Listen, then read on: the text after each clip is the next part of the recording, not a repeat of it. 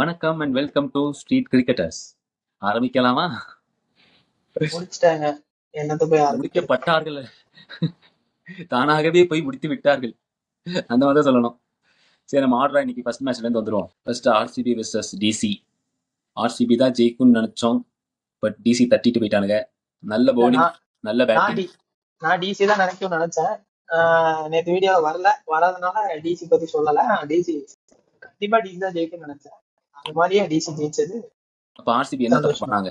RCB அதான் சொன்ன, RCB home game ரெகுலரா ஜெயிச்சுட்டு வராங்க. எங்கேயாவது ஒரு சர்க்கிள் வரும்னு தெரியும். கரெக்டான டீம் வரும்போது அந்த சர்க்கிள் வரும். ஸோ அது வந்து டிசி நீ அப்படியும் கணிக்க முடியாது, இப்படியும் கணிக்க முடியாது. அவங்க எப்போ இது பண்றாங்கன்னே உனக்கு அந்த ஒரு பட் பேப்பர்ல அவங்க கரெக்டா இருக்காங்க. அன்னைக்கு டே அமைஞ்சதுன்னா டிசி தான், அதுல எந்த மாற்றமும் இல்லை. இல்ல, அவங்க டிசியில பேட்டிங் கூட ஆரம்பிக்கும் போது கேஎல் அவுட் ஆகுற வரைக்கும் நல்லா ஆடிட்டு இருந்தாங்க. அவுட் ஆனு கொஞ்சம் டவுன்ஃபால் ஆகி மறுபடியும் கம்பேக் கொடுத்தாங்க. ஏஎல் அவுட் ஆகிறதுக்கு முன்னாடியே தேவையில்லாத விக்கெட்ஸ் விட்டாங்க அவங்க. ஏஎல் மட்டும் தனியா ஆடிட்டு இருந்தாரு அந்த பக்கம். ஏஎல் அவுட் ஆகிறதுக்கு முன்னாடியே அவங்க விட்ட விக்கெட்ஸ் எல்லாமே வந்து தேவையில்லாம போச்சு. அன்வான்ட் விக்கெட்ஸாவே எனக்கு ஃபீல் ஆச்சு. ஆனா ஒரு பக்கம் கேஎல் வந்து ஸ்டெடியா ஆடிட்டே இருந்தாரு. அக்ஷர் பட்டேல் வந்து அந்த இந்தியால பண்ணிட்டு இருந்த வேலைய இப்ப வந்து பண்ணி கொடுத்தாரு. எனக்கு என்னன்னா, நம்ம இந்த ஃபர்ஸ்ட் மேட்சும் சரி, செகண்ட் மேட்சும் சரி, கிராம்ப்ஸ் வந்து பயங்கரமா வருது. கிராம்ப் வரலன்னா ஆயுஷ் மாத்திரை அடுத்த பால் அவுட் ஆயிருக்க மாட்டாரு. அதேதான் அக்ஷர் பட்டேல் இருக்கும். கிராம்ப்ஸ் வந்து கிராம்ப் வந்து வெளியில போயிட்டாரு அக்ஷர் பட்டேல். எனியோ வின்னிங் சைடு முடிஞ்சாங்க டிசி, அதனால அவங்க வந்து இது பண்ணல. பட் இப்போ ரொம்ப அதிகமா கிராம்ப் வருது. ஆப்வியஸா சம்மர்ல தான் ஐபிஎல் நடக்கும். பட் அந்த கிராம்ப்ஸ் வந்து பெரிய ஒரு ஹீட் விஷயமா வேவ் இருக்கு. ஹீட் வேவ் இந்த வருஷம் ரொம்ப அதிகமா இருக்க போகுதுன்னு ரிப்போர்ட்ஸ் எல்லாம் சொல்றாங்க. அதற்கு நியூஸ்ல பார்த்தேன். அப்போ என்னன்னா, டீம்ஸ் எல்லாம் ஒரு ஸ்ட்ராட்டஜி பண்ணலாம். ஃபோர்ஸை கட் பண்ணிட்டு நிறைய டூஸ் ஓட விட்டோம்னு வச்சுக்குவேன், கிராம்ப் வந்து அவங்க அவுட் ஆகி போயிடுவாங்கல்ல, எதுக்கு விக்கெட் எடுக்குது. பேசு. எப்படி சொல்லு. எப்படி எல்லாம் ஸ்ட்ராட்டஜி பண்ண வேண்டியது இருக்கு. ஏதோ இஷ்டத்துக்கு சொல்லு. ஏப்பா, ஆர்சிபி அவ்வளவு அடிச்சு டிசி திரும்ப பொழந்திருக்கிறாங்க. ஆர்சிபி பவுலிங் அட்டாக் எவ்வளவு மோசமா இருக்கு. மோசமா இல்ல, டீசென்டான இல்ல, பவுலிங் நல்லா அட்டாக் தான் தான். போட்டாங்க.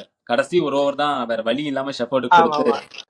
அதாவது கடவுள் வந்து ஒரு வாய்ப்பை பறிச்சுக்கிட்டாருன்னா ஒரு வாய்ப்பை கொடுப்பாருல, அந்த மாதிரி இந்த கில்லர் த மில்லர், எனக்கு ஒன் ஆஃப் ஃபேவரட் மில்லர், அவர் வந்து போன டைம் வாய்ப்பை தவற விட்டாரு. இந்த டைம் லெஃப்ட் சைட்ல ஒண்ணு, ரைட் சைட்ல ஒண்ணு அப்படின்னு சொல்லிட்டு சூப்பரா சிக்ஸ் அடிச்சு பிரிச்சாரு. இப்பதான் மனுஷனுக்கு திருப்தியா இருக்கும் மனசுல. அப்பா அடி ஜெயிச்சு கொடுத்துட்டா. இதுக்கப்புறம் நம்ம ஓட்ட மாட்டோங்க அப்படின்னு சொல்லிட்டு கில்லர் த மில்லர் அப்படின்னு போட்டிருந்தாங்க. இந்த டைம் புதுசா ஒரு வாக்கியமும் கிரவுண்ட்ல போட்டிருந்தாங்க, த்ரில்லர் மில்லர் அப்படின்னு சொல்லி. த்ரில்லிங்கான இது வந்தா த்ரில்லர் மில்லர் அப்படின்னு சொல்லி போட்டிருந்தாங்க. அது நல்லா இருந்துச்சு. மில்லர் கிட்ட இருந்து இதான் நான் எதிர்பார்க்கிறேன். ஏன்னா அவர் வந்து ஏன் கில்லர் த மில்லர்னா எல்லாருமே தான் அடிக்கிறாங்க, கிளாசன் வந்து அடிக்கிறாரு, ஓகேவா. ஆனா அவருக்கு ஏன் அந்த பேர் வரலன்னா, அந்த இல்ல ஜெயிக்கவே முடியாதுடா, அடிக்கவே முடியாதுடா, எங்கடா இவர் அடிக்க போறாருன்னு உருட்டு உருட்டிட்டு கடைசியில ஒரு அடி அடிக்கும் போது அது ஹிட், சாதாரண ஹிட்டா இருக்காது, மான்ஸ்டர் ஹிட்டா இருக்கும். அடிச்சு நிக்கலஸ் பூரா நடிப்பார்ல, அந்த மாதிரி சிக்ஸ் அடிச்சிட்டு இருந்தது கில்லர் த மில்லர். அவர் ஜெயிச்சு கொடுத்தது நல்லா இருந்தது. டிசியோட டக் அவுட்ல வந்து இப்போ பயங்கர எனர்ஜியா இருப்பாங்க. ஏன்னா ஒவ்வொரு டைம் டிசி ஜெயிக்கும் போதும் அவங்களோட டீம் எஃபர்ட் வந்து பயங்கரமா வெளியில வருது. ஒரு டைம் நல்லா ஞாபகம் இருக்கும்னு நினைக்கிறேன், கோச்சிங் ஸ்டாஃப்ஸ் வந்து அங்கிருந்து அந்த ஸ்ட்ராட்டஜிக் டைம் அவுட்ல போய் இல்ல நம்ம ரெகுலரா ஆடுற பேட்ஸ்மேன் இல்லாம இன்னொரு பேட்ஸ்மேன் அனுப்பி அதை வந்து சக்சஸ் பண்ணிருப்பாங்க. ஸோ டிசி வந்து பயங்கரமா ஒரு ஒரு மாதிரி நல்ல ஒரு பயங்கரமான டீமா எவால்வ் ஆயிட்டு வர மாதிரி எனக்கு ஃபீல் ஆகுது. என்னையோ ஆர்சிபி பிபிகேஎஸ் வந்து என்னதான் டாப்ல இருந்தாலும் எல்லாருமே சொல்லியிருப்பாங்களே, ஆப்வியஸா வந்து பிளே ஆஃப்ஸ் போயிருவாங்க அப்படின்ட்டு. ரெண்டு டீம்ல ஏதோ ஒரு டீம் வந்து சறுக்க போகுது, அந்த இடத்த டிசி பிடிக்க போகுதுன்னு நான் ப்ரெடிக்ட் பண்றேன். டிசி தான் பிடிக்க போதா? சிஎஸ்கேல பிடிக்காதா? சிஎஸ்கே எம்ஐ ரெண்டு பேரையும் விட்டு 4 பேர் பிளே ஆஃப்ஸ்ல. சிஎஸ்கே எம்ஐ ரெண்டு பேரும் எப்படியாவது வந்துருவாங்க பிளே ஆஃப்ஸ்க்கு. ரெண்டுல யாராவது ஒருத்தங்க மிஸ் அவுட் பண்றதுக்கு வாய்ப்பு இருக்கு. ஓகேவா, 8ல 8மே ஜெயிக்கணும் போது அது ஜெயிக்கக்கூடிய கெப்பாசிட்டி ரெண்டு பேருக்குமே இருக்கு ஆப்வியஸா. ஆனா அந்த ஒரு ஒரு வின்னிங் ஸ்ட்ரீக் இல்லைன்னா ஒரு ஜெயிச்ச மிதப்பு, ஒரு டாமினேட்டிங் எடுத்துட்டு போத் பிபிகேஸ் அண்ட் ஆர்சிபி. ஆப்வியஸா பிபிகேஸ்ல வந்து ஷேன் ஷயர் வந்து நல்லா பெர்ஃபார்ம் பண்ணி கொண்டு போயிடாரு. எனக்கு என்னமோ ஆர்சிபி பிளே ஆஃப்ஸுக்கு போகாதோ அப்படிங்கிற மாதிரி ஒரு ஃபீல் வந்து இன்னைக்கு தெரிஞ்சது. ஏன்னா ரஜத் பட்டிதார் வந்து அவுட் ஆயிட்டாருன்னா டீமை ஒரு மாதிரி இறங்கிருது. யுவராஜ் சிங் 50 அடிச்சா இந்தியா ஜெயிச்சிரும்னு ஒரு கணக்கு இருக்கு. அந்த மாதிரி ரஜத் பட்டிதார் வந்து அந்த ஃபர்ஸ்ட் 10 பால் 30 ரன் 253 ஸ்ட்ரைக் ரேட் வரலன்னா டீம் வந்து தோத்துருது. அந்த இடத்துல டீம் வந்து அவங்க எஃபர்ட்டா விடல. பட் வந்து end of the day result வந்து அவங்களுக்கு ஆப்போசிட்டா தான் இருக்கு. இல்லடா, இன்னைக்கு டிசி நல்லா பவுலிங் போட்டாங்க. நீ சும்மா வந்துட்டு அவனை இது பண்ணி எல்லாம் சொல்லாத. டிசியோட பவுலிங் சூப்பரா இருந்துச்சு. டிம் டேவிட்னாலே அடிக்க முடியல, யாருனாலும். நான் லக் ஃபேக்டரா சொல்றேன். ரஜத் பட்டிதார் அடிக்காதனால மட்டுமே ஆர்சிபி தோத்துருச்சுன்னு சொல்லல. நான் ஒரு லக் ஃபேக்டரா சொல்றேன். யுவராஜ் சிங் 50 அடிச்சா நம்ம ஜெயிச்சிருவோம்னு எப்பவுமே சொல்றோம்ல, இந்த மாதிரி ஒரு லக் ஃபேக்டரா சொல்றேன். சூப்பர்ஸ்டிஷியஸ் இந்த மாதிரி. சூப்பர்ஸ்டிஷியஸ் இல்ல, பட் அது வந்து ரெகுலரா நடக்கும் போது அது ஒரு பேட்டர்ன் ஃபாலோ ஆகுது இல்ல. ஆக்சுவலா நீ சொல்றத நீ அப்படி எடுத்துக்க கூடாது. அவன் அடிக்கிற 50க்கு அவன் யூஸ் பண்ற பால் வந்து 20 பால்ஸ் 22 பால்ஸ் தான் யூஸ் பண்றான். அதிகபட்சம் 25 தான். அதுக்குள்ள அடிச்சு கொடுத்துட்றாங்க. அந்த 50 40 30 எல்லாம் வந்து கம்மி பால்ல அடிச்சு கொடுத்துட்றான். 150 ஸ்ட்ரைக் ரேட்டுக்கு மேல தான் அடிக்கிறான். அதனால அவங்க ஸ்கோர் வந்து அடுத்தவங்க வரும்போது அப்படியே ஃபாலோ பண்றாங்க. டிம் டேவிட் ஆகட்டும், அவங்க என்ன ரொமாரியோ ஷெப்பர்ட் ஆகட்டும், அவங்க அடிச்சு கொண்டு போயிடுறாங்க. ஸோ அதுதான் அவங்களோட டீம். அவங்க டீம் வந்து பேட்டிங் செம செட்டா இருக்கு. எல்லாம் ஃபார்ம்ல இருக்காங்க. எவனுமே வந்து இன்னைக்கு சிஎஸ்கே ஆடினாங்கல்ல, அந்த மாதிரி வந்து அந்த இதை வந்து விடலை. எந்த பாலுக்கு எப்படி ஆடணும்னு படிக்கிறது வந்து எல்லாருமே அவங்களோட வேலையை கரெக்டாக பண்றாங்க. பேட்டிங்ல பவுலிங்ல தான் அவங்களுக்கு வந்து கொஞ்சம் லைட்டா அடி வாங்குது. அது அது ஒரு சில மேட்ச்ல அவங்க வந்து அது சூப்பரா பண்ணி ஜெயிச்சிடறாங்க. ஒரு சில மேட்ச்ல அடி வாங்கி தோத்துறாங்க. 2 மேட்ச் தோத்துறாங்க. அது பவுலிங் தான் காரணம். பேட்டிங் எல்லாம் கொஞ்சம் நீட்டா தான் இருக்கு. பேட்டிங்ல எந்த குறையுமே கிடையாது. மிடில் ஆர்டர் வரைக்கும் அவங்கவுங்க வேலையை அவங்க கரெக்டாக பண்றாங்க. பேட்டிங்ல பவுலிங் மாத்திரம் அவங்க கொஞ்சம் இன்னும் பர்ஃபெக்ட் பண்ணாங்கன்னா அவங்க கண்டிப்பா இந்த வருஷமும் கப் அடிக்கிறதுக்கான பிரகாசமான வாய்ப்பு இருக்கு. எனக்கு பிடிக்காது இருந்தாலும் அடிச்சுட்டு போறானுங்க அந்த மாதிரி.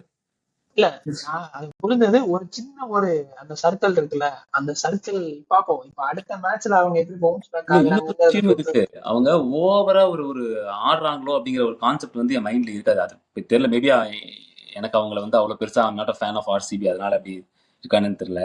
கோலி பிடிக்கும், ஆனா ஆர்சிபி ஐம் நாட். பட் எனக்கு தோணுது இவங்க ரொம்ப இது பண்றங்காட்டி மேபி அதனாலேயே கீழே வந்துருவாங்களோ அப்படின்னு. ஏன் ஸ்ரேயாஸும் பண்ணா போன மேட்ச். அந்த ஹர்திக் பாண்டியா கேட்ச் பிடிச்சு ஸ்ரேயாஸ் ஓவரா ஆனா அதெல்லாம் வந்து ரொம்ப கம்மி. ஹர்திக் பாண்டியா பண்றது பாத்திருக்கியா? தலைவன் மாஸ் பண்ண ஸ்வாகே பண்ணலாம். அந்த ஜெயிச்சுட்டு இருக்கும்போது நல்லா இருக்கும். தோத்ததுக்கு அப்புறம் அது வந்து எங்காவது தோத்தாலும் ஜெயிச்சா ஸ்வாக் தான். உள்ள கிரவுண்ட்ல வச்சுட்டு பொம்மரா சொல்ற ஃபீல்டிங் கொடுக்க மாட்டேன் அப்படின்னா என்னப்பா இது? ஆமா, அவர் விக்கெட்லெஸ் தான் இருக்காரு. எனியோ அவர் பொம்மப்பா அதெல்லாம் ஹர்திக் பாண்டியா எல்லாம் அட்மையர் பண்றோம். Okay, no look shot, no look wicket எல்லாரும் அட்மையர் பண்றோம். பொம்மரா கிட்ட எல்லாம் பண்ண கூடாது. இந்த நோ லுக் ஷாட் இன்னைக்கு நம்ம பிரவிஸ் அவுட் ஆனது நோ லுக் ஷாட்லாம். ஓகே, நெக்ஸ்ட் செஷன் அந்த மேட்சோட player of the match Christian Stubbs. எனக்கு தெரிஞ்ச அவன் டிசர்வ். அவன் மெல்லமா ஆடி கொண்டு போய் கடைசி வரைக்கும் ஃபினிஷ் பண்ணி கொடுத்தது அவன் தான். என்னதான் மில்லர் 6 அடிச்சாலும் அதுக்கு முன்னாடி வரைக்கும் கொண்டு போனது அவன் தான். ஓகே, பட் கரெக்ட் தான். பட் ஆனா ஆர்சிபியோட அந்த சோக் வந்து டிசியோட ஸ்பின் கிட்ட தான் நடந்துச்சு. ஓகேவா? எனக்கு தெரிஞ்சு Axar Patel 3 over 18 run 2 wicket. அது போக ஒரு பெஸ்ட் பார்ட்னர்ஷிப் கிறிஸ்டியன் ஸ்டப்ஸ் கூட ஒரு 22 ரன்ஸ் பார்ட்னர்ஷிப். அக்ஷர் பட்டேல் வந்து இருந்திருந்தாருன்னா, அவருக்கு வந்து பிட்ச்ல அவருக்கு வந்து கிராம்ஸ் வராம இருந்திருந்தாருன்னா ஆப்வியஸா அக்ஷர் பட்டேல் தான் என்னோட பிளேயர். ஒத்துக்கிறேன். ஏன்னா கேஎல் போனதுக்கு அப்புறம் ஸ்டப்ஸ் வந்து தட்டிட்டு தான் இருந்தா. அப்படி அந்த மொமெண்டம் கொடுத்தது அக்ஷர் பட்டேல் தான். சோ இருந்திருந்தா கிடைச்சிருக்கும். நான் ஒத்துக்கிறேன். கரெக்ட் தான், கொடுத்துருக்கலாம். கரெக்ட் தான். கிறிஸ்டியன் ஸ்டப்ஸ் நல்ல கேம் அவேர்னஸ் சூப்பரா கொண்டு போனாரு. அந்த 60 ரன்னுமே ரொம்ப குரூஷியலான ரன்ஸ் தான். ஒரு 30 வரைக்குமே வந்து ரன்னுக்கும் பாலுக்கும் ஈக்குவலா இருந்துச்சு. 2 பாலா தான் இருந்துச்சு. அப்புறமா தான் அடிச்சு மேல வந்து அப்படி. ஓகே, நம்ம அடுத்த மேட்ச் சிஎஸ்கே விசஸ் எஸ்ஆர்ஹெச். இந்தாங்கடா 2 பாயிண்ட் வச்சுக்கோங்க ரெடி, எங்களுக்கு ஆல்ரெடி 4 கூட வச்சுக்கோ ரெடி, அந்த மாதிரி கொண்டே கொடுத்த மாதிரி இருந்துச்சு. எல்லாரும் என்னதான் சொல்லிட்டு இருந்தாங்கன்னா மேட்சுக்கு முன்னாடி, அதாவது டிசி ஜெயிக்காம ஆர்சிபி ஜெயிச்சிடும். ஏன்னா ஆர்சிபி செகண்ட் பிளேஸ்ல இருக்கும். சென்னை வந்து நல்ல ரன் ஜெயிச்சு 4th பிளேஸ் போயிடணும் 6 பாயிண்ட் எடுத்து அப்படின்னு தான் பேசி. இல்ல ஆக்சுவலா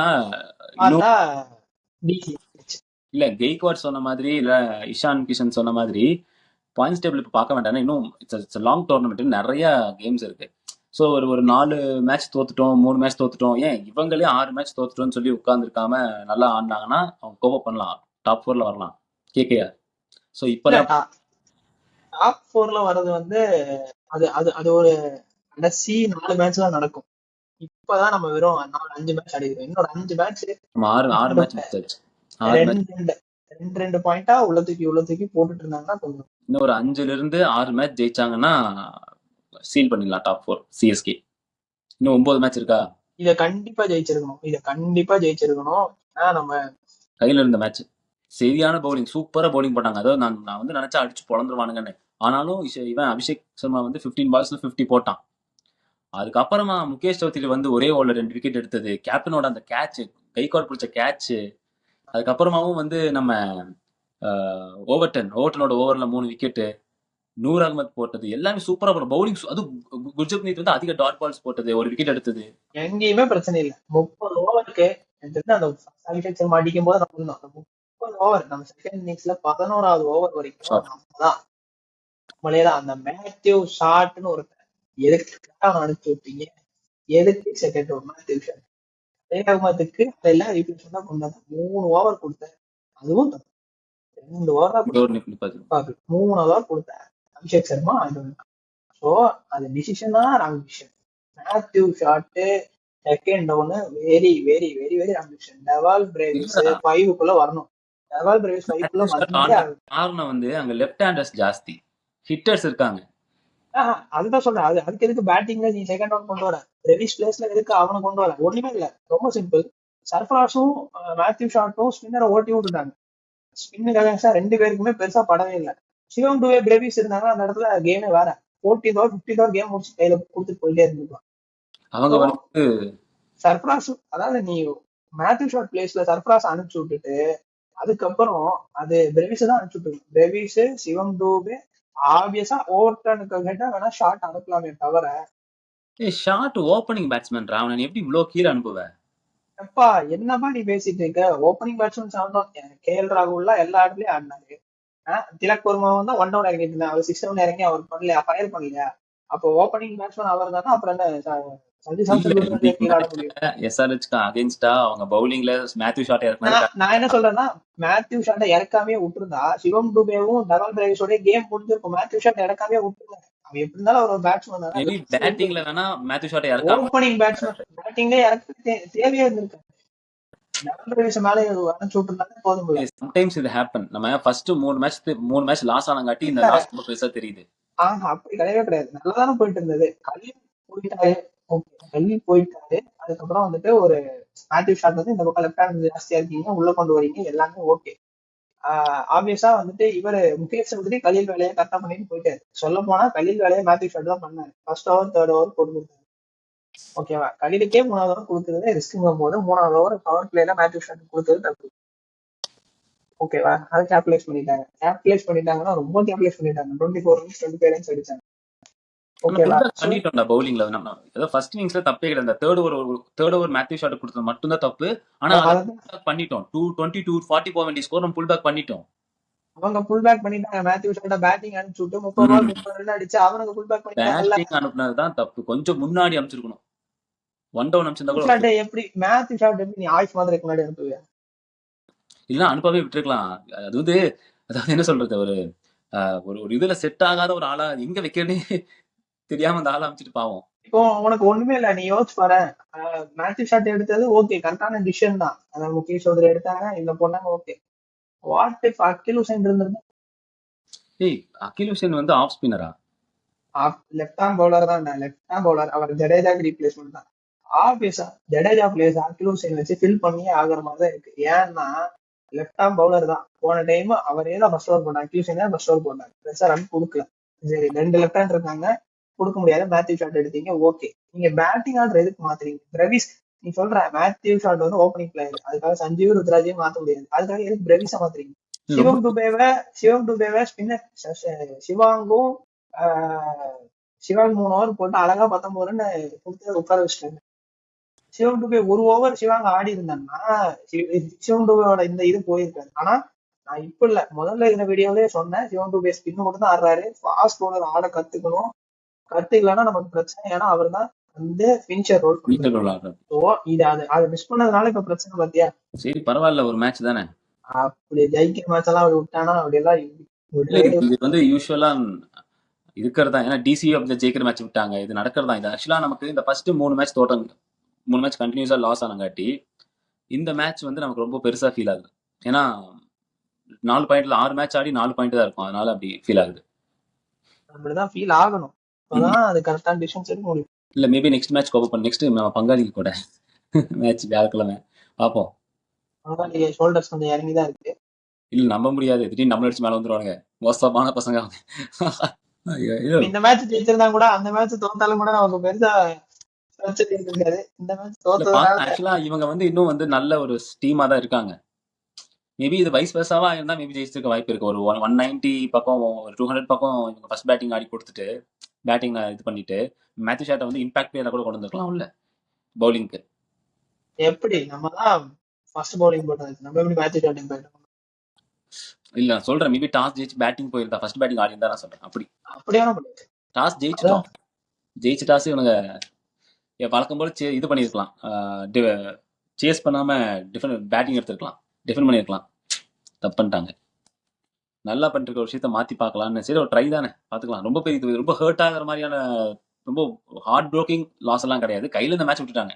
பக்கத்துல போய் 10 ரன்ல தோத்ததுனால ஹார்ட் ப்ரோக்கிங். ஆனா அந்த 2 பாயிண்ட் ரொம்ப முக்கியம். இது இப்ப தெரியாது, பின்னாடி தான் தெரியும். எல்லாரும் ஜெயிச்சு 4வது இடத்துக்கு போவான்னு பார்த்தா இவங்க தோத்து 7வது இடத்துக்கு வந்திருக்காங்க 8ல இருந்து. நல்லதுதான், அது நல்லதுதான். இல்ல நல்லது எனக்கு என்னன்னா இனி இவங்க வந்து கண்டினியூஸா வந்து கொஞ்சம் வின்னிங் ஸ்ட்ரீக்ல போகணும். இல்லைன்னா கஷ்டம், இவங்க டாப் 4ல முடிக்கிறது ரொம்ப கஷ்டம். ஆனா இவங்க வின்னிங் ஸ்ட்ரீக்ல போறதுக்கு நல்ல வாய்ப்பு இருக்கு. மற்ற டீம் இந்த பஞ்சாப், ஆர்சிபி, அப்புறம் இந்த சில டீம் அவங்க கூட மேட்ச் கிடையாது. நீ அவங்க கூட ஒரு மேட்ச் தான் முடிஞ்சுது. இனி இருக்கிற டீம் எல்லாம் ஜிடி, கேகேஆர் கூட இன்னொரு மேட்ச் இருக்கு, எஸ்ஆர்ஹெச் இன்னொரு மேட்ச் இருக்கு, எல்எஸ்டி கூட 2 மேட்ச் இருக்கு. இந்த மாதிரி டீம்ஸ் தான். ஸோ இவங்க ப்ராப்பரா ஆனாலே ஜெயிச்சிடலாம், உள்ள போயிடலாம். எம்ஐ கூட 2 மேட்ச் இருக்கு. எம்ஐ வந்து இதே மாதிரி இருந்தாங்கன்னா நமக்கு ஜாலி. எம்ஐ நம்ம கிட்ட மாத்திரம் வந்து ஓவரா தன்னோட முழு பலத்தையும் காட்டினாங்கன்னா ரொம்ப கஷ்டம். பார்ப்போம். ஓகே, இந்த மேட்சோட மும்பைக்கு வந்து குஜராத் கூட மண்டே மேட்ச் இருக்கு, அதுக்கப்புறம் தான் நம்ம கூட. சோ மண்டே நமக்கு தெரிஞ்சது எப்படி வராங்க அப்படின்னு. மண்டேவும் தோத்து வந்தாங்கன்னு வச்சுக்க, நம்மள அடிக்கிறதுக்காக காத்துக்கிட்டு இருந்தாங்க. வாங்க வாங்க அப்படின்னு சொல்லிட்டு. நிஜமா அது நல்ல டீம். அது எப்ப ஜெயிக்கும்னு சொல்ல முடியாது. திடீர்னு அவங்க சூப்பரா ஆட ஆரம்பிச்சாங்கன்னா அவங்க கிட்ட ஒரே பிரச்சனை தெரியுமா, ஹர்திக் பாண்டியா தலைவன் ஸ்வாக் தான் பிரச்சனையே. நம்ம மிஸ்டர் ஸ்வாக் தான் பிரச்சனையாங்க. தலைவனை தூக்கி போட்டுட்டு ஒன்னு அழகா வந்து சூரியகுமார் யாதவியோ இல்ல பழையபடி ரோஹித் சர்மாவே கேப்டனா போட்டா அவங்க இன்னும் 2-3 கப் அடிச்சிருவாங்க, அடிப்பாங்க. இல்லடா அது மிட் ஆஃப் தி கேம்ல அது வந்து பண்ணவே கூடாது. கேம்ல இந்த சீசன் முடிஞ்சு போ, சோலி முடிஞ்சு. இப்போ அடுத்த சீசன் பாத்துக்கலாம். சோலி முடிஞ்சு இந்த சீசன். சரி ஓகே, இந்த மேட்சோட பிளேயர் ஆஃப் தி மேட்ச் வந்து இஷான் மலிங்கா. ஆக்சுவலா பெருசா நல்லா யாருமே நல்லா போடல பவுலிங். அவங்க டீம்ல நம்ம டீம் போட்ட அளவுக்கு கூட பவுலிங் போடல. நம்ம ஒரு பைத்தியகாரமா பேட்டிங் ஆடி மேட்சிங் இதையும் 2 பாயிண்ட்டையும் கொடுத்துட்டு பிளேயர் ஆஃப் தி மேட்சையும் கொடுத்துட்டு வந்து இப்படி உட்கார்ந்துட்டு இருக்கோம். இது ஆக்சுவலா ஒரு லெசன் தான் சிஎஸ்கேக்கு. ஆடட் அட்வான்டேஜ் என்னன்னா மலிங்கா, ருத்ராஜ் விக்கெட், இந்த 3 விக்கெட் எடுத்த 3 விக்கெட்டுமே சூப்பரா இருந்துச்சு, எல்லாமே இருந்துச்சு. பட் மலிங்காக்கு ஹெல்ப் பண்ண நிதிஷ்குமார் ரெட்டியும் வந்துட்டு நல்ல ஒரு நல்லா மேட்ச் பண்ணி கொடுத்தாரு. ஏன்னா 19th ஓவர் பெனால்டிமேட் ஓவர் போடுறாரு, அதுலயும் 2 கொடுக்கல, கரெக்டா போட்டாரு, பிரச்சனை இல்லை. அதே மாதிரி ஸ்டார்டிங்ல பவர் பிளேல 2 ஓவர் போட்டாரு. ரெட்டி சூப்பரா இன்னைக்கு பவுலிங் போட்டா. அப்படி ஆக்சுவலா அவங்க டீம் பாரு 250 அடிச்சாலும் சேஸ் பண்ணக்கூடிய பவுலிங் தான் வச்சிருந்தாங்க. ஐ மீன் ஈஸியா ஆப்போனன்ட் டீம் சேஸ் பண்ணக்கூடிய பவுலிங் தான் வச்சிருந்தாங்க. ஒரு 2 யங் பிளேயர் கொண்டு வந்தாங்க, அந்த உணர்கட்டெல்லாம் தூக்கி போட்டு 2 வெளில கொண்டு வந்தாங்க. சூப்பரா பண்ணாங்க 2 பேரும். அதாவது அவங்க அந்த பையன் ஆடணும். இன்னைக்கு வந்து இல்ல, இன்னைக்கு 2 பேரும் பிரஃபுல் வந்து லாஸ்ட் ஓவர் கரெக்டா போட்டாங்க. அப்ப நம்ம ஷோல்டர்ஸ் இறங்கி இருந்தது. அது இந்த சின்ன ஒரு ஸ்லோனஸ் ஆனதுனால அதுக்கப்புறம் கடைசியில் அடிக்க வேண்டிய கட்டாயத்துல எதுவுமே பேட்ல படாம போயிருச்சு. அவங்க லாஸ்ட் 6 ஓவர் ஸ்லோவர் ஒன்ஸ் அந்த யாக்கர்ஸ் தான் ஹெல்ப் பண்ணாங்க. மேக்ஸிமம் யாக்கர்ஸ் தான் போட்டாங்க. அவங்க வேற எதுவே பண்ணல. அது எப்படி அவ்வளவு பால் யாக்கர்ஸ் இவனால போட முடிச்சு தெரியல. எல்லாருமே சொல்லி வச்ச மாதிரி பிரஃபுல் மேல பிரஷர் ஏறினது தெரியுது. ஒருத்தவங்க ஒரு மேட்ச் பர்ஃபார்ம் பண்ணாங்கன்னா பாராட்டிட்டு விட்டுருங்க, தயவு செஞ்சு கொண்டு போய் தூக்கி வைக்காதீங்க. பிரஷர்ல அடுத்த மேட்சே பர்ஃபார்ம் பண்ண மாட்டீங்க.